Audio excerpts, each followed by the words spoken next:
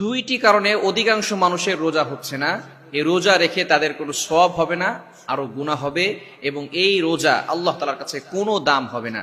নবী সাল্লাল্লাহু আলাইহি ওয়াসাল্লামের সহিহ হাদিস, বুখারী হাদিস রয়েছে, যে ব্যক্তি এই ধরনের কাজ করবে তাদের এই রোজা রাখা এবং না রাখা এটা আল্লাহ তাআলার কাছে কোনো কিছু হবে না এবং কোনো সওয়াব তারা পাবে না।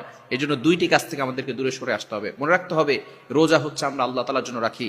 নবীজি সাল্লাল্লাহু আলাইহি ওয়াসাল্লাম জানিয়ে দিয়েছেন, আল্লাহ তাআলা নিজে বলে দিয়েছেন, আস-সাওমুলি, রোজা হচ্ছে আমার জন্য, ওয়া আনা আজজিবি, এবং রোজার প্রতিদান আমি আল্লাহ তাআলা নিজ হাতে বান্দাকে দান করব। এজন্য অবশ্যই অবশ্যই রোজা যেহেতু অত্যন্ত বরকতময় এবং একটি বছর পরে আমাদের কাছে রোজা এসেছে, সিয়াম আমরা পালন করছি, কিন্তু কিছু কিছু ভুলের কারণে আমাদের রোজাগুলো নষ্ট হয়ে যাচ্ছে, রোজা হচ্ছে না। এবং যেই দুইটি ভুল করলে শুধু রোজা ভেঙে যাবে তাই নয়, এই রোজার জন্য তাকে কাফফারা আদায় করতে হবে। পরবর্তী সময় একটা রোজা কাজা করলে হবে না, তাকে কাফফারা আদায় করতে হবে। কাফফারা হচ্ছে 2 মাস টানা 60টি রোজা রাখতে হবে। যদি 59টি রোজা রাখার পরে আবারও সে একটি রোজা ভেঙে ফেলে, আবার তাকে 60টি রোজা রাখতে হবে। এজন্য এই দুইটি ভুল কাজ থেকে আমাদেরকে দূরে সরে আসতে হবে।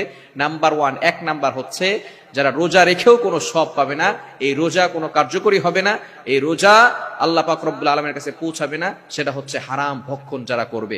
আপনি ভালো রোজা রাখতেছেন, আপনি সারাদিন না খেয়ে আছেন, সাহারির সময় যদি আপনার খাবারটা হারাম হয়, ইফতারের সময় আপনি খেজুর দিয়ে সুন্নত আদায় করছেন, আপনি খেজুর খাচ্ছেন, মানুষকে ইফতার করাচ্ছেন, ওই ইফতারের টাকাটা যদি হারাম টাকা দিয়ে ইফতার হয়, আল্লাহর কসম করে বলি, কিয়ামত পর্যন্ত আপনি রোজা রাখতে পারবেন, একটা রোজাও আল্লাহ তাআলা কবুল করবে না। এজন্য your income should be halal, your food should be halal, your drink should be halal, আপনার অলওয়েজ হালাল হতে হবে। আপনি এত কষ্ট করে রোজা রাখতেছেন, সারাদিন না খেয়ে আছেন, আপনি তৃষ্ণা লাগতেছে, পানি পান করেন না, আপনি আহার করেন না, কিন্তু আপনার সাহারির সময় সেই সাহারিটার যে দুধ কিনেছেন, আপনি যে খাবার খাচ্ছেন সেটা হচ্ছে হারাম টাকার খাবার, আপনার সন্তানকে যে খাবার খাওয়াচ্ছেন সেটা হচ্ছে হারাম টাকার খাবার। এই সন্তানদের রোজাও হবে না আপনার ভুলের জন্য। এজন্য অবশ্যই অবশ্যই সাহারির সময়, ইফতারের সময় আমরা অনেকে হারাম টাকা দিয়ে ইফতার করি, হারাম টাকা খাই, হারাম টাকার পোশাক পরি।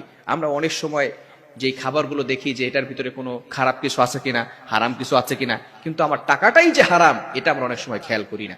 এজন্য যাদের টাকা পয়সা হারাম থাকবে, যাদের টাকা হারাম থাকবে এবং হারাম টাকার পোশাক পরবে এবং হারাম টাকার পোশাক পরবে, হারাম টাকার খাবার খাবে, তাদের কোনো ইবাদত আল্লাহর কাছে কবুল হবে না। নবীজি সাল্লাল্লাহু আলাইহি ওয়াসাল্লামের জামানায় একবার কাবা শরীফের পাশে গিয়ে এক ব্যক্তি দোয়া করতেছে, দোয়া করতে করতে হাত উপরের দিকে উঠাচ্ছে, বলতেছে, ইয়া রব্বে কাবা, ইয়া রব্বে কাবা, ইয়া রব্বে কাবা, হে কাবার রব, আমাকে এটা দাও, আমাকে এটা দাও। নবীজি সাল্লাল্লাহু আলাইহি ওয়াসাল্লামের দিকে তাকিয়ে সাহাবায়ে কেরাম বললেন, ইয়া রাসূলুল্লাহ, এই ব্যক্তির সব দোয়া মনে আল্লাহ তাআলা কবুল করে নিয়েছেন। নবীজি সাল্লাল্লাহু আলাইহি সাল্লাম বললেন, ও আমার সাহাবীরা, ভালো করে শুনো, এই ব্যক্তির একটা দোয়াও আল্লাহ কবুল করে না। সাহাবায়ে কেরাম পেরেশান হয়ে গেলেন, ইয়া রাসূলুল্লাহ, এমন ভাবে দোয়া করতেছে, একটা দোয়া কবুল করে না। নবী সাল্লাল্লাহু আলাইহি ওয়াসাল্লাম বললেন, ও আমার সাহাবীরা, ভালো করে শুনো, এই ব্যক্তি যে খাবার খায় হারাম টাকার খাবার, এই ব্যক্তি যে পোশাক পরে আছে হারাম টাকার পোশাক, আর হারাম টাকার পোশাক পরলে, হারাম টাকার খাবার খেলে কিয়ামত পর্যন্ত সে আল্লাহকে ডাকতে পারবে, কিন্তু আল্লাহ তাআলা তার একটা ডাকও শুনবে না। এজন্য অবশ্যই আমরা হারাম থেকে দূরে সরে আসব। এই রমজানে আমরা প্ল্যান করব, পরিকল্পনা করব, পণ করব, প্রতিজ্ঞা করব, আমরা আর হারাম ভক্ষণ করব না।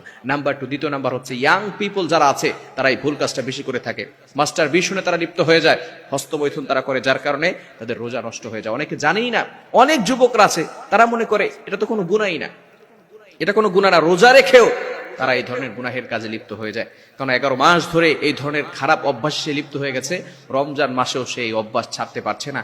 এজন্য অবশ্যই অবশ্যই যারা এই দুইটি কাজ করবে তাদের কোনো গুনাহ, তাদের কোনো রোজা আল্লাহ তাআলার কাছে অ্যাকসেপ্ট হবে না। এজন্য এই দুইটি গুনাহ থেকে আমরা বেঁচে থাকবো। আল্লাহ তাআলা আমাদের সকলকে বুঝে আমল করার তৌফিক দান করেন। সকলে বলেন আমিন।